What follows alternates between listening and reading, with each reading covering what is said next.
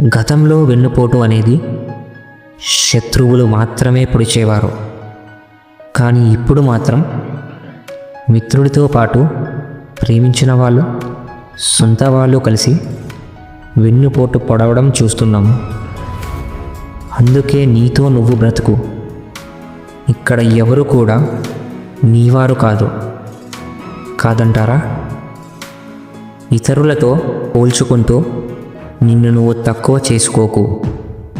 నీ పాత్రను నీ అంత అద్భుతంగా ఇంకెవరూ పోషించలేరు. గుర్తుంచుకోండి, కష్టాలు ఏవైనా ఒంటరిగానే ఎదుర్కోవాలి. ఇంకా నిర్ణయాలు ఎప్పుడూ కూడా నిశ్శబ్దంగానే తీసుకోవాలి. మన ప్రతి కదలికను బయటకు పరిచయం చేయవలసిన అవసరం లేదు. ఇంకా అలా చేస్తే ఏం జరుగుతుందో మీకు తెలుసు.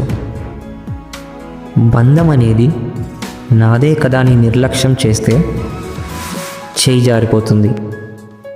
ఇక నాకే సొంతమని పట్టు బిగిస్తే విరక్తి చెంది చచ్చిపోతుంది.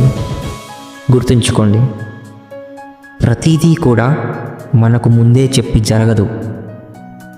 తప్పించుకునే అవకాశం అనేది అస్సలు ఉండదు. తట్టుకోలేనంత బాధ, తన్నుకు వచ్చే కన్నీళ్ళు, ఇంకా ఇవే తేరుకునే శక్తినిస్తాయి కాదంటారా? జీవితంలో అన్నీ కోల్పోయినప్పుడు కోల్పోయిన వాటి గురించి ఆలోచించడం దేనికి? ఇక నుండి ఉన్న వాటి గురించి ఆలోచించడం మొదలుపెట్టు. ఇక ముందు కోల్పోకుండా ఉంటావు. మనిషి కోరుకున్నది ఏదైనా పొందలేకపోతే ఎంతో బాధపడిపోతాడు. కానీ కోరుకున్నది సులభంగా లభిస్తే దాని పట్ల నిర్లక్ష్యంగా ఉంటాడు కాదంటారా? పశ్చాత్తాపం ప్రకటించడం అనేది దీనంగా క్షమాపణలు అడగడంలో ఉండదు, ప్రవర్తన మార్చుకోవడంలో ఉంటుంది.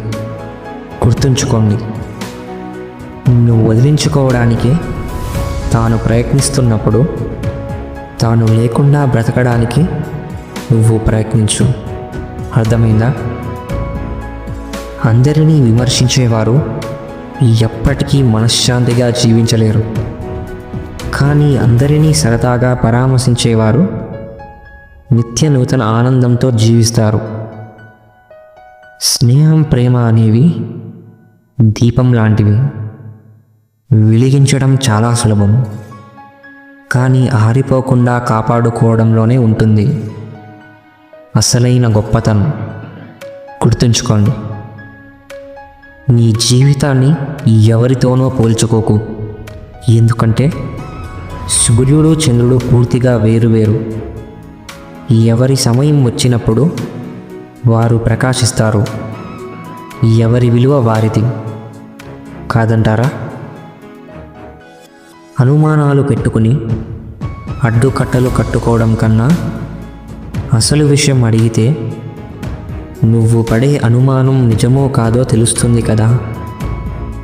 కోపం వస్తే కొన్ని రోజులకు తగ్గిపోతుంది. అదే అనుమానించుకుంటూ ఉంటే మనశ్శాంతి అయిపోతుంది. అలాగే మీ యొక్క బంధం కూడా పోతుంది. గుర్తుంచుకోండి, మనం లెక్కలోకి రావాలంటే కొన్నిటిని లెక్క చేయడం మానేయాలి. అర్థమైందనుకుంటా. మనిషికి నిలబడడం తేలిక, పరిగెత్తడం కష్టం, అవునా? కానీ మనసుకి మాత్రం పరిగెత్తడం తేలిక, నిలబడడం కష్టం. ఇంకా ఎవరి మనసైతే నిలకడగా ఉంటుందో వారి యొక్క మనశ్శాంతిని ఎవ్వరూ దూరం చేయలేరు. గుర్తుంచుకోండి, ఈ ప్రపంచంలో కనిపించే నిజాల కంటే వినిపించే అబద్ధాలకే విలువ ఎక్కువ కాదంటారా? ఈ కాలంలో నమ్మే అంత మంచివారు లేరు, అలాగే నటన రాని అమాయకులు లేరు. జాగ్రత్తగా ఉండండి. గుర్తుంచుకోండి, ఒంటరిగా ప్రయాణించే వారికే బలమైన రెక్కలు ఉంటాయి. అర్థమైందా? పంచదార తీయగా ఉందని ఎక్కువగా తినడం ఆరోగ్యానికి హానికరం. అలాగే మనుషులు మాటలు తీయగా ఉన్నాయి అని నీ బలాన్ని, నీ బలహీనతని అన్నీ పంచుకోవడం కూడా నీ జీవితానికి హానికరమే. ఎందుకంటే నువ్వు అనుకున్నంత మంచివారు ఈ ప్రపంచంలో ఎవ్వరూ లేరు. గుర్తుంచుకోండి. మీకు నచ్చిన మంచి సూక్తుల్ని కమెంట్ చేయండి. అలాగే మన ఛానల్ని సబ్స్క్రైబ్ చేయండి. Thank you for watching.